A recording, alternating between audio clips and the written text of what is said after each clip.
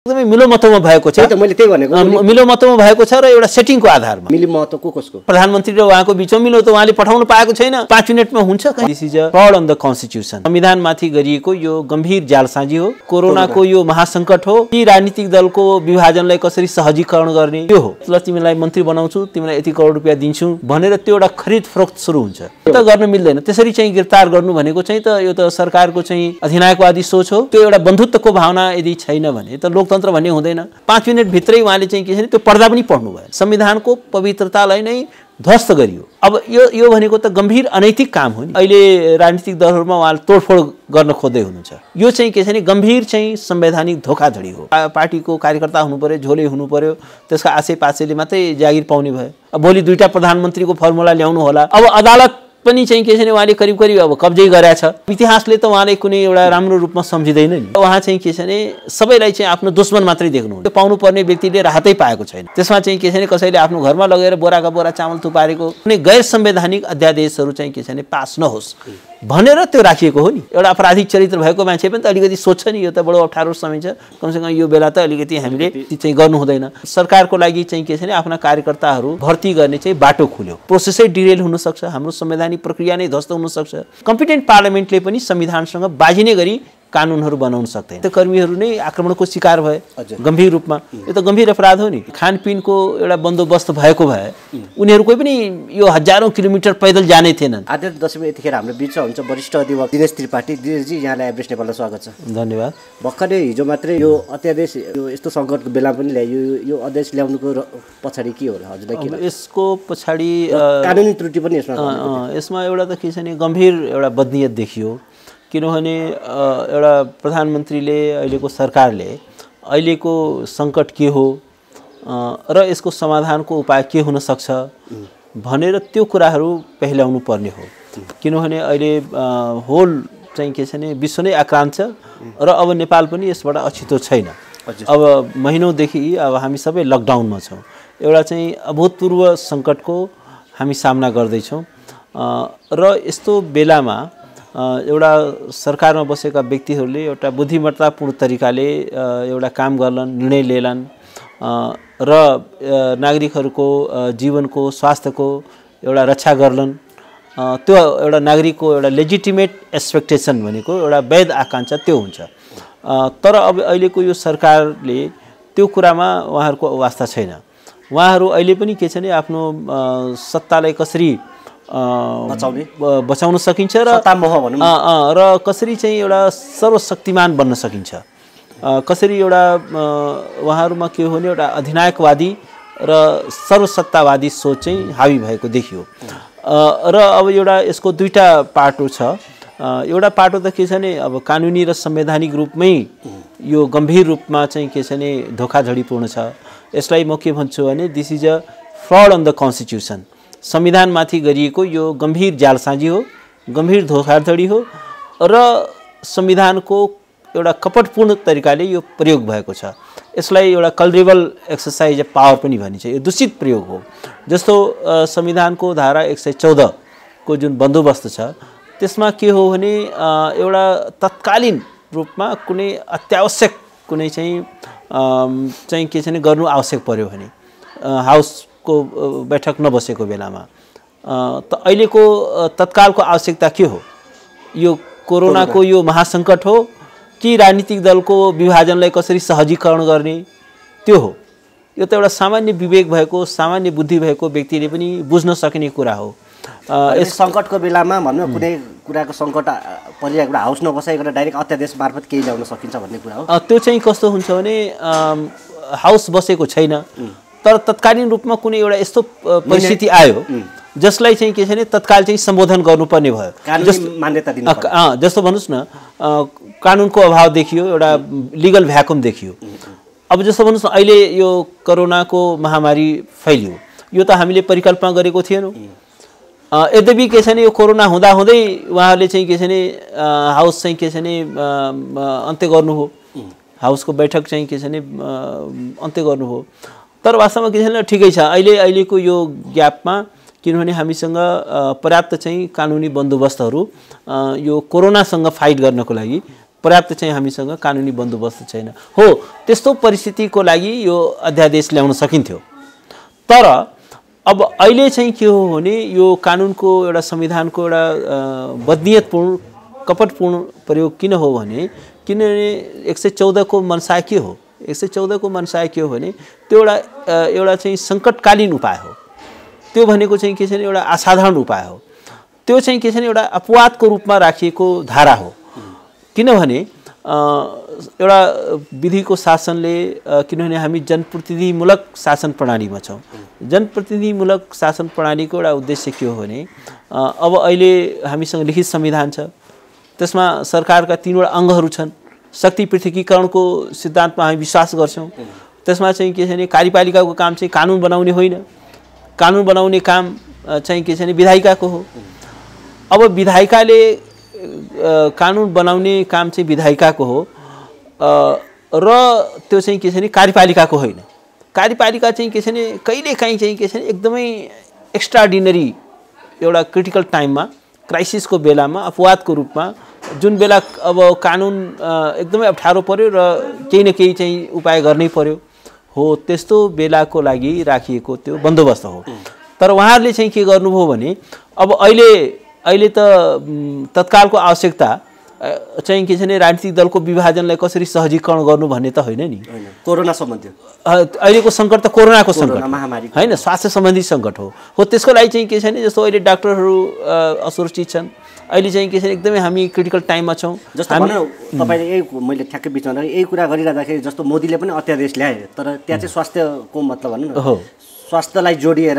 ल्याएको एउटा कानुन ल्याए कि कसैलाई भनौँ न यो अहिले चाहिँ जस्तो स्वास्थ्य त्यहाँ चाहिँ के देखियो भने अब यो अहिलेसम्म परिकल्पना गरिएको थिएन कि यस्तो कोरोना आउला र हुँदा भारतमा त के देखियो भने अब स्वास्थ्य कर्मीहरू नै आक्रमणको शिकार भए गम्भीर रूपमा यो त गम्भीर अपराध हो नि अब त्यो परिकल्पना चाहिँ के छ भने त्यहाँको इन्डियन पेनल कोडमा त्यो छैन कि यसरी चाहिँ के छ भने अब डाक्टरहरू चाहिँ के छ भने आफ्नो चाहिँ कार्यक्षेत्रमा जाँदाखेरि आफ्नो चाहिँ कर्तव्यको निर्वाह गर्दाखेरि उनीहरू चाहिँ के छ भने एउटा आक्रमणको शिकार हुनु पर्ला अब अहिले हो त्यस्तो खालको ल्याइयो एउटा एक्स्ट्राअर्डिनरी मेजर हो तर अब अहिले चाहिँ के हो भने नेपालमा अहिले जस्तो राजनीतिक दल अहिले त वास्तवमा के छ भने अहिले त के हो भने हामीलाई त राजनीतिक स्थिरता चाहिएको हो नि राष्ट्रिय एकता चाहिएको हो नि अहिले त के छ भने विपक्षी दल र सत्तारूढ दलका पनि सबै घटकहरू एउटा चाहिँ के छ भने युनिफाइड भएर सबै राजनीतिक विवादहरू मतान्तरहरू सबै कुराहरूलाई चाहिँ के छ भने बिर्सेर अहिले चाहिँ के छ भने यो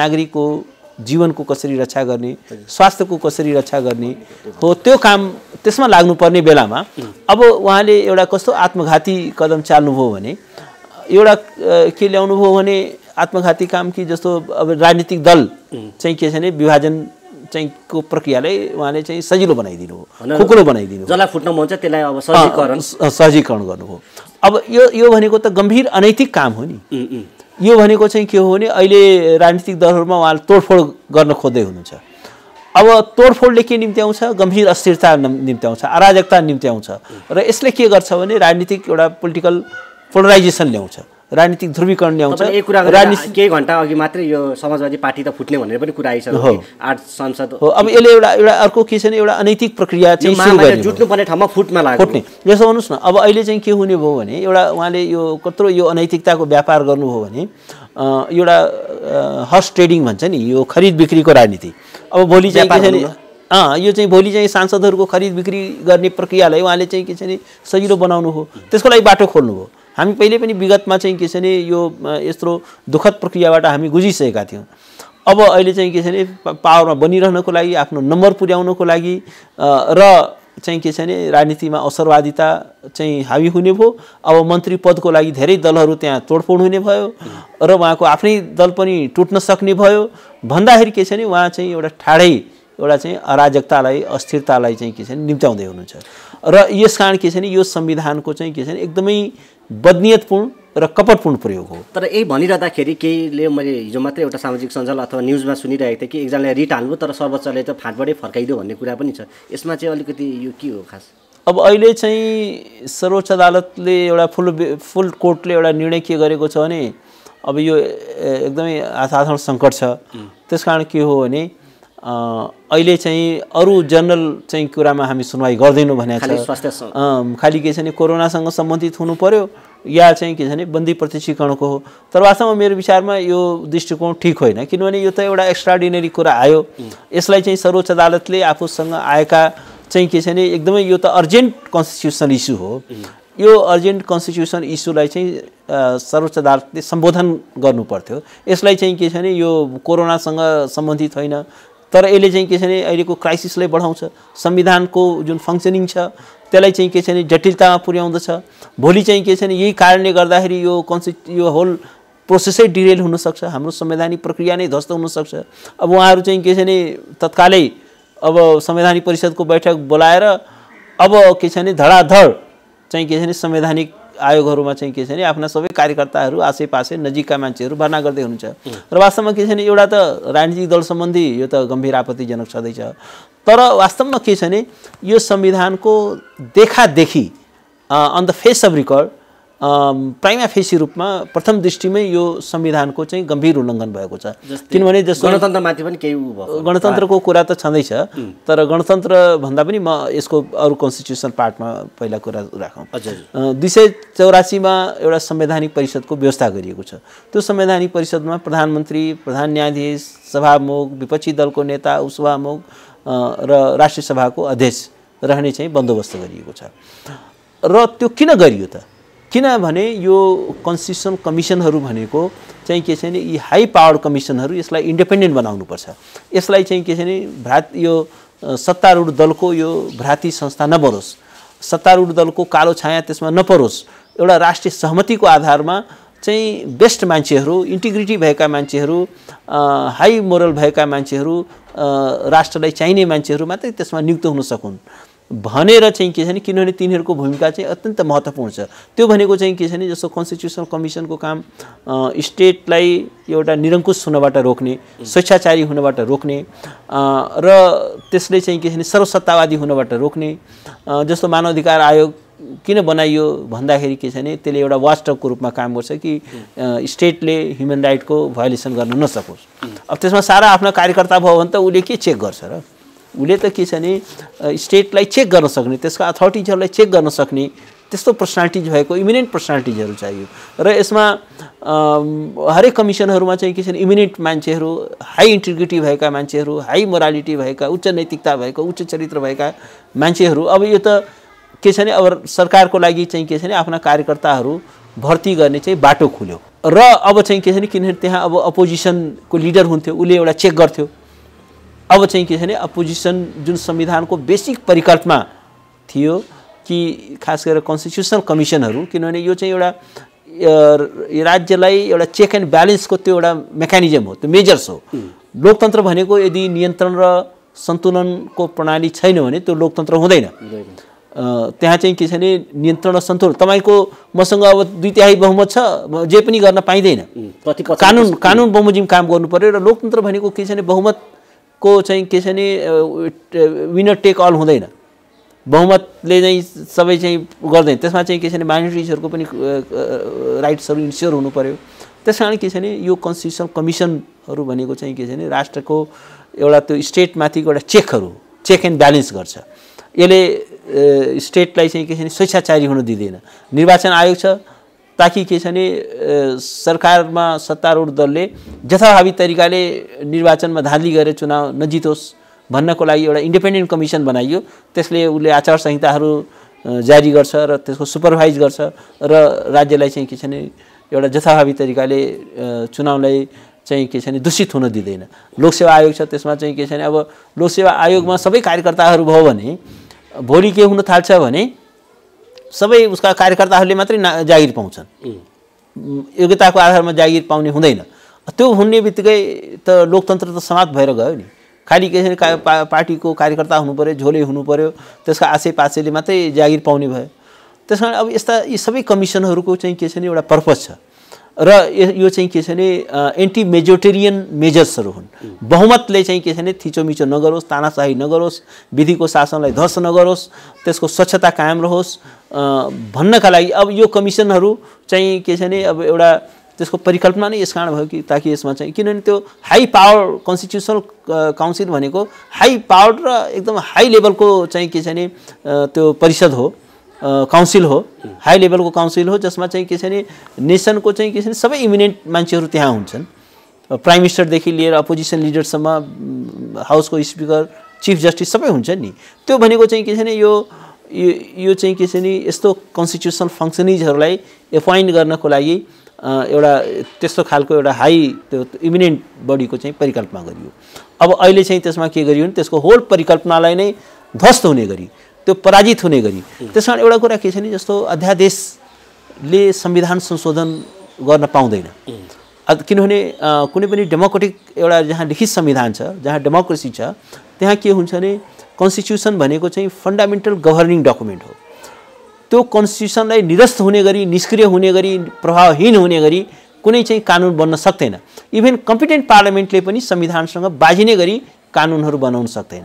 एउटा कम्पिटेन्ट पार्लियामेन्टलाई पनि त्यो पावर छैन भने अब अध्यादेश मार्फत चाहिँ के छ भने संविधानका प्रावधानहरूलाई चाहिँ ध्वस्त गर्ने, निष्क्रिय बनाउने, यो चाहिँ के छ भने गम्भीर चाहिँ संवैधानिक धोखाधडी हो। यो चाहिँ के छ भने एकदमै कपटपूर्ण प्रयोग भएको हो र यस्तो कुरा चाहिँ के छ भने कुनै पनि एउटा लोकतान्त्रिक मुलुकमा स्वीकारयोग्य हुन सक्दैन। र यसले के गरेको छ भने संविधानको मूल आत्मामाथि नै प्रहार गरेको छ। इभेन के हुन्छ भने कि त संविधानै संशोधन गर्नु पर्यो, संविधान संशोधन हुनलाई 2/3 चाहिन्छ। त्यो चाहिँ प्रधानमन्त्रीले एक्लैले अध्यादेश जारी गराएर त्यो त त्यसै पनि सम्भव भएन। तर यसमा यो बारेमा त म के भन्छु भने यो संविधान संशोधन गरेर पनि यस्ता प्रावधानहरू संशोधन गर्न किन मिल्दैन भने त्यो पनि एउटा गम्भीर संवैधानिक धोखाधडी र बेइमानी हुन्छ।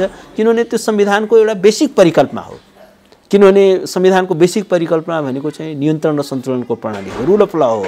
त्यसले चाहिँ के छ भने राज्यको सरकारको निरङ्कुशतालाई रोक्नु हो, एउटा डेमोक्रेटिक गभर्नेन्सलाई इस्टाब्लिस गर्नुहोस्, एउटा फेयरनेस एउटा इस्टाब्लिस गर्नुहोस्। त्यो चाहिँ कन्स्टिट्युसन एउटा गभर्मेन्टको त्यो हो। अब अहिले चाहिँ उहाँले चाहिँ के गरियो भने अब अहिले होल चाहिँ के छ भने स्याङ्क्टिटी अफ द कन्स्टिट्युसन, संविधानको पवित्रतालाई नै ध्वस्त गरियो र यो एउटा गम्भीर रूपमा चाहिँ बदनीयतपूर्ण छ, कपटपूर्ण छ, धोखाधडी छ र कुनै यो चाहिँ एक्सेप्टेबल छैन। अर्को कुरा म के भन्छु भने राष्ट्रपति महोदयको भूमिका पनि यसमा गम्भीर रूपमा चाहिँ के छ भने आपत्तिजनक छ। किनभने राष्ट्रपति भनेको पनि एउटा सेफगार्ड हो, कन्स्टिट्युसनको चाहिँ के छ भने एउटा हाई कन्स्टिट्युसन फङ्क्सनरी हो। उनको काम नै के छ भने संविधानको एउटा संरक्षणकर्ता हो, first citizen of the nation हो र अभिभावक हो। उनले चाहिँ के छ भने ठिक छ हामी चाहिँ के छ भने सबै यो नेकी बदीको जिम्मा चाहिँ के छ भने क्याबिनेटले लिन्छ, प्राइम मिनिस्टरले लिन्छ। तर राष्ट्रपति किन त्यहाँ राखिएको छ? किनभने कमसेकम कुनै गैर संवैधानिक चाहिँ के छ भने कानुनहरू चाहिँ पास नहोस्, कुनै गैर संवैधानिक अध्यादेशहरू चाहिँ के छ भने पास नहोस् भनेर त्यो राखिएको हो नि। अब उहाँले चाहिँ के छ भने त्यो 5 मिनट भित्रै उहाँले चाहिँ के छ भने त्यो पर्दा पनि पढ्नु भएन। वास्तवमा के छ भने एउटा छलफल कानुनी मान्यता दिनुभयो तत्काल त्यो पढ्दै नपढिकन उहाँले आफ्नो कुनै माइन्ड एप्लाई गर्नु भएन। अब र वास्तवमा के छ भने उहाँले कमसेकम हेर्नु पर्छ नि, कमसेकम यो संविधानको प्रावधानसँग बाँझिएको छ कि छैन, एउटा चाहिँ डिस्कसन गर्नु पर्थ्यो, लिगल एक्सपर्टहरू बोलाउनु पर्थ्यो, आफ्ना सल्लाहकारहरू छन् त्यहाँ डिस्कसन गर्नु पर्थ्यो। आँखा चिम्लेर त्यस एउटा मेकानिकल प्रयोग गर्ने हो, मेकानिकली त्यो गर्ने एउटा यो त के छ भने गम्भीर रूपमा आपत्तिजनक छन्। र वास्तवमा के छ भने यो कदमले राष्ट्रपतिको जुन अफिस छ त्यो चाहिँ के छ भने अन्डरमाइन भएको छ, त्यसको चाहिँ गरिमा र महत्त्व चाहिँ के छ भने समाप्त भएको छ।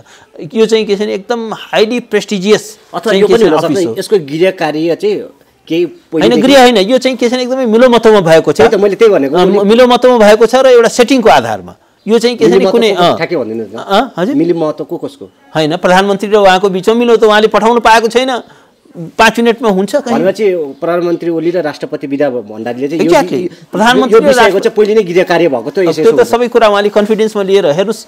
आज योभन्दा अगाडि कतिवटा बिलहरू, कतिवटा चाहिँ अध्यादेशहरू जस्तो राष्ट्रिय सभा निर्वाचनको योभन्दा चुनाव अगाडि महिनौसम्म उहाँले चाहिँ के छ भने ब्लक गरेर राख्नु भएको थियो। उहाँ चुनाव भएर आइसक्यो, भइसक्यो हो होइन। अब अहिले चाहिँ के छ भने 5 मिनट भएको छैन, म त न्युजमा पढ्दै थिएँ यस्तो अध्यादेशको हुँदैछ अनि फेरि 5 मिनेटपछि त हेर्छु त्यो त साइन भएर आइसक्यो। र जस्तो मैले यसमा अलिकति रोकेँ, जस्तो भनौँ न चुनाव अघि जस्तो यो थ्रेसोल्ड भन्ने जुन ल्याइएको थियो कि सानो पार्टीले राष्ट्रिय मान्यता पाउने एक भएर ठुला पार्टी बनुन् भन्ने जुन थ्रेसोल्ड भन्ने ल्याइएको थियो, तर यो महासङ्कटको यो अध्यादेश मार्फत चाहिँ अब साना पार्टी फुट्न चाह्यो भने फुट्ने भनेर जुन यसको बिचको स्वार्थ चाहिँ के होला ठ्याक्कै भन्नु होइन। अब यो के हो भने जस्तो यो संविधानमा धेरै किसिमको बन्दोबस्तहरू गरिएको छ, किनभने हिजो हामीले हेऱ्यौँ यो हर्स ट्रेडिङको पोलिटिक्स पनि हेऱ्यौँ, खरिद बिक्रीको, सरकार बन्ने बिगड्ने, पार्टीहरू टुट्ने फुट्ने, त्यही पार्टीको मान्छे फेरि अर्को विपक्षीसँग मिल्ने, फेरि सरकार बनाउने। र यसले के गर्यो भने वास्तवमा 47 सालको संविधानको एउटा चाहिँ असामयिक मृत्यु भयो, किनभने यस्तै प्रवृत्तिले गर्दाखेरि। किनभने के छ भने अरू सबै त्यसको फिचरहरू राम्रो थियो, तर अब यो दल सम्बन्धी चाहिँ के छ भने यो एन्टी डिफेक्सन ल थिएन, जसले गर्दाखेरि के छ भने अब यो पोलिटिकल पार्टी, किनभने पोलिटिकल पार्टिजहरू भनेको यो चाहिँ मोरल हुनु पर्यो। इमोरल मान्छेले यो संविधान भनेको एउटा लोकतन्त्र भनेको कन्स्टिट्युसनल डेमोक्रेसी भनेको यो एउटा मोरालिटीको आधारमा गुड फेथको आधारमा चल्ने प्रणाली पनि हो। यसका सबै एक्टरहरू इमोरल भए, अपर्चुनिस्ट भए, कुनै सिद्धान्तविहीन भयो भने त्यो डेमोक्रेसी चल्दैन। त्यसकारण के छैन पोलिटिकल पार्टीहरू सबै बिकाउ घोडा जस्तै आफूलाई प्रस्तुत गर्न थाले, सांसदहरूले प्रस्तुत गर्न थाले भने चल्दैन। तर अब यो अध्यादेशले के गरिदियो भने अब त्यो बाटो खोलेको छ। अब चाहिँ के छ भने पार्टीहरू टुट्ने फुट्ने व्यापार हुने भयो। यसले चाहिँ के छ भने राजनीतिको चाहिँ के छ भने एउटा व्यापारीकरणको प्रक्रियालाई पनि अगाडि बढाउने भयो। एउटाले यति दिन्छु आइज भन्नुभयो फेरि सहज रूपमा फुटाएर आए जस्तो। अब यहाँ त के हुन्छ भने अहिले अब ओलीले अलिकति सङ्कट देख्ने बित्तिकै के गर्न थाल्छन् भने यो सारा साना तिना पार्टीहरूलाई तोड्दै उनीहरूलाई ल तिमीलाई मन्त्री बनाउँछु, तिमीलाई यति करोड रुपियाँ दिन्छु भनेर त्यो एउटा खरिद फरोक्त सुरु हुन्छ। त्यो चाहिँ के छ भने किनबेच सुरु हुन्छ। ब्रोकरको काम त्यहाँ आउँछ। अब अफकोर्स नि त्यही हुने। अब वास्तवमा यसले चाहिँ के छ भने त्यही दुर्घटनामा हामीले लाँदैछ र यसले गर्दाखेरि यो संविधान सबभन्दा ठुलो क्याजुअल्टीमा हुन्छ। यो संविधान चाहिँ ध्वस्त हुन्छ।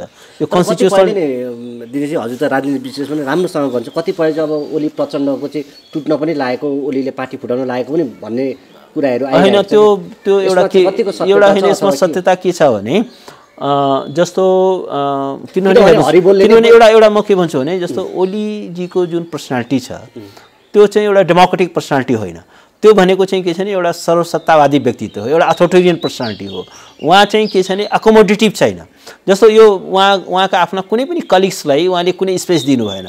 अब सिनियर लिडरहरू जस्तो माधव नेपालजी हुनुभयो, इभन झलनाथ खनालजी हुनुभयो, इभन भीम रावलहरू, यिनीहरू अलिकति पनि उहाँ आफ्नो आलोचना सहन सक्नुहुन्न। फेरि उहाँ चाहिँ एउटा के छ भने एउटा प्यारोनाइड के सबैसँग त्रसित हुनुहुन्छ, यसले मेरो लागि खतरा प्रस्तुत गर्छ। एकछिन मलाई भन्नु त्यो एउटा चाहिँ एउटा भयको मनोविज्ञानले उहाँ ग्रस्त हुनुहुन्छ, असुरक्षाको मनोविज्ञानले उहाँ चाहिँ ग्रस्त हुनुहुन्छ र उहाँ चाहिँ के छ भने सबैलाई चाहिँ आफ्नो दुश्मन मात्रै देख्नुहुन्छ र आफ्नो पार्टीभित्र पनि।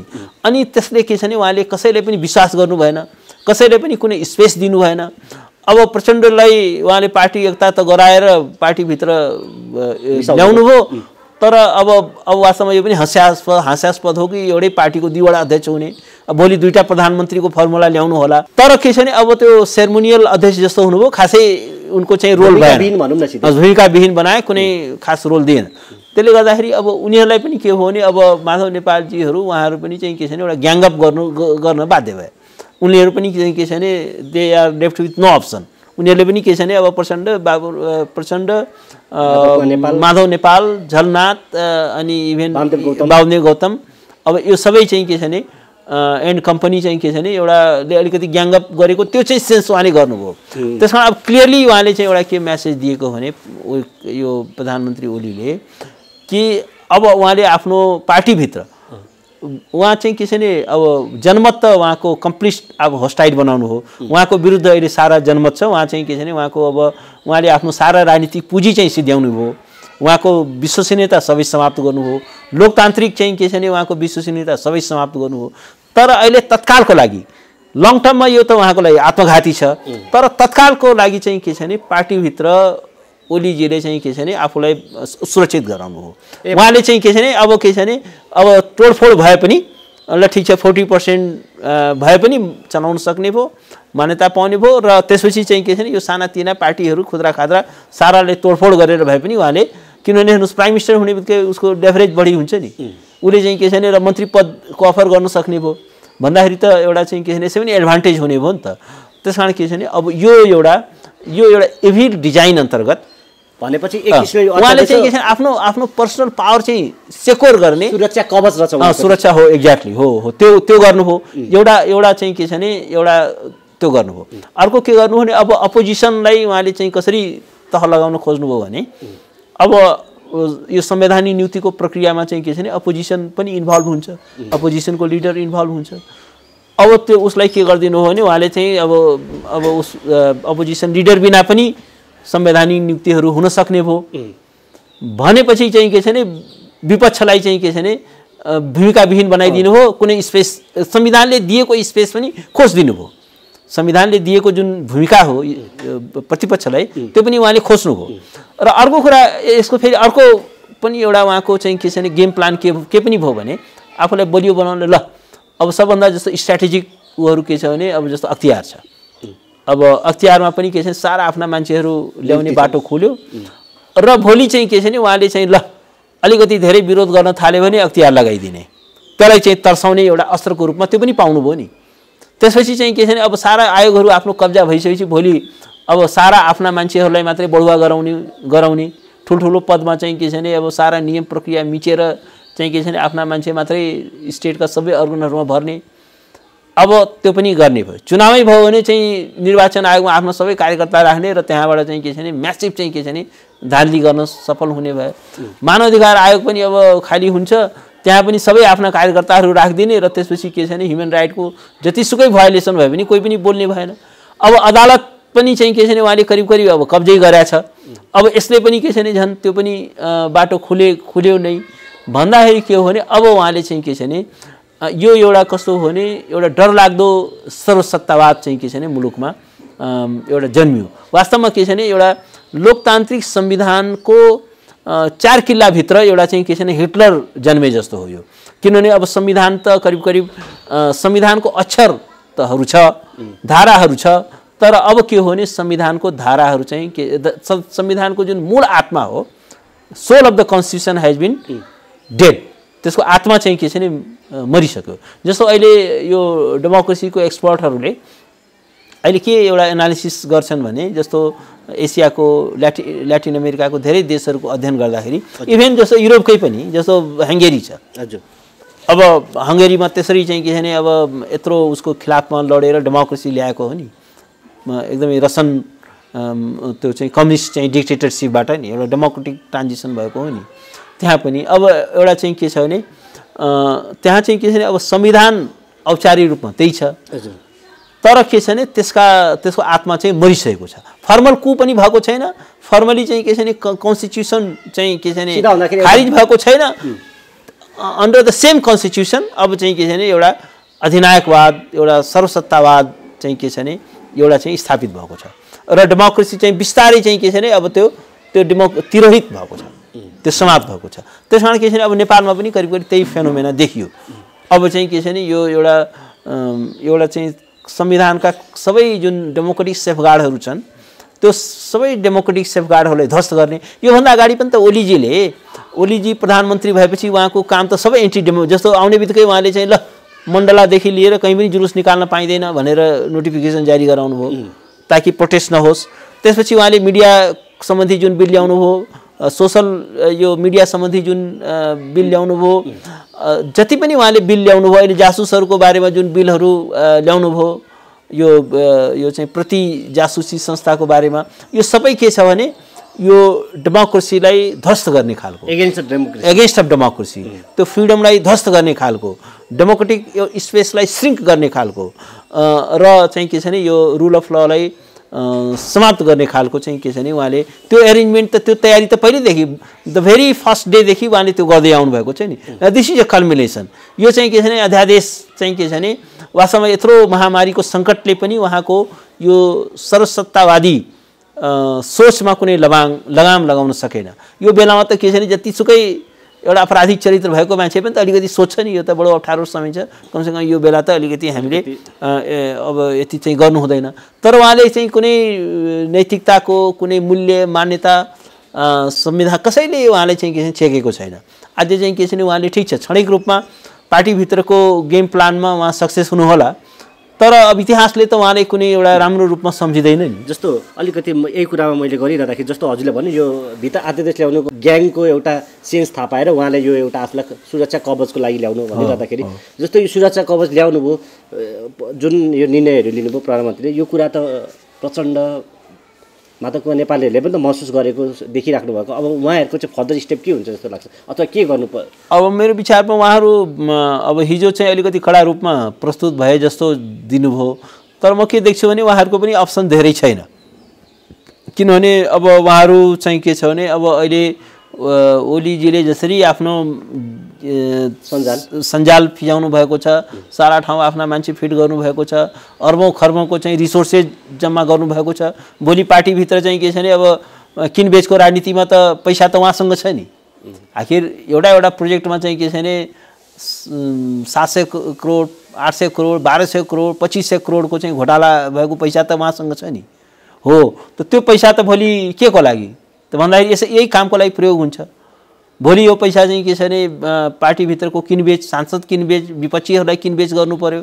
अब चाहिँ के छ भने कुनै पनि पार्टी अब सुरक्षित भएन नि, सबैलाई चाहिँ के छ भने अब उहाँले तोडफोड गर्न सक्नुहुने भयो भन्दाखेरि यो त एउटा के छ भने एउटा गम्भीर अनैतिकता हो नि। एउटा चाहिँ के छ भने पार्टीलाई एउटा तोड्नको लागि, तोडफोड गर्नको लागि कानुन अध्यादेश ल्याउने, यो त एउटा एकदमै क्रिमिनल एक्ट हो। It is a crime against democracy, it is a crime against rule of ल र it is a crime against the nation. योभन्दा एउटा गम्भीर अपराधहरूको के हुनसक्छ र? उहाँले चाहिँ के छ भने यत्रो अनैतिक ढङ्गले यो एउटा अनैतिकतालाई त उहाँले संस्थागत गर्न खोज्नुभयो र यो संविधानलाई चाहिँ के छ भने एउटा लिक्विडेसनमा उहाँले पठाउन खोज्नुभयो। र ठिक छ दिनेश सर, अब अलिकति म अर्को तर्फ जान्छु। जस्तो भनौँ यो राहत बाँड्ने जुन कुराहरू छ नि, राहत अब भनौँ न अब प्राय राजनीतिक कार्यकर्ताहरूले पनि बाँडेको देखिन्छ अथवा कलाकारदेखि सबैले बाँडेको देखिन्छ, कसैलाई रोकटोक छैन, सरल रूपमा अब मापदण्ड अनुसार बाँडे। त्यही कुरा चाहिँ ज्ञानेन्द्र साई जो हिजो मात्रै पक्राउ पऱ्यो, उसले बाँडिरहँदाखेरि चाहिँ उसलाई पक्राउ गर्यो राहत वितरणमा, अथवा यसको भित्र पनि सिडिओको के फोन कलहरूको कुराहरू छन्, त्यसमा नजाउँ। यो उसलाई नै पक्र्नुको कारण के हो र यो कानुनले के भन्छ? अब होइन, यसमा चाहिँ यसरी गिरफ्तार गर्नु चाहिँ अब यो ज्यादती हो।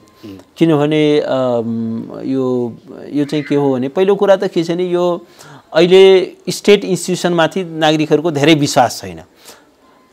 जस्तो भारतमा हामीले अलिकति नेपाली भन्दा स्टेट अलिकति होइन, यो राज्यका जुन संयन्त्रहरू छन् त्यसमाथि नागरिकहरूको धेरै ट्रस्ट छैन। त्यस कारण के छ भने अब लगेर पैसा बुझाउनुहोस्, राहत कोषमा राख्नुहोस्, त्यो पैसाको सदुपयोग हुन्छ र त्यो पैसा टार्गेटमा पुग्छ र निडी मान्छेहरूले त्यसबाट राहत पाउँछन् भन्ने चाहिँ के छ भने नागरिकहरूलाई विश्वास छैन। यही कुरा मैले जोड्न चाहे। जस्तो जुन त्यो 80 करोडको राहत बाँड्यो भन्ने कुरा, अब त्यो 80 करोडको राहत बाँडियो भन्छ, 80 करोड भनेको धेरै ठुलो रकम हो।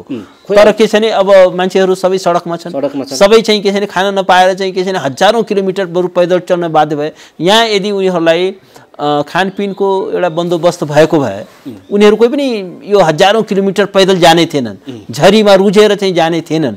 यो यत्रो ठुलो पीडादायी। अनि मान्छेले चाहिँ के छ भने आखिर एउटा डेमोक्रेसी भनेको त एउटा सेन्स अफ सोलिडारिटीको आधारमा चल्ने हो नि। हामी सबै नेपाली दाजुभाइहरू हौँ। त्यो एउटा बन्धुत्वको भावना यदि छैन भने त लोकतन्त्र भन्ने हुँदैन, त्यो नेसनै भए हुँदैन।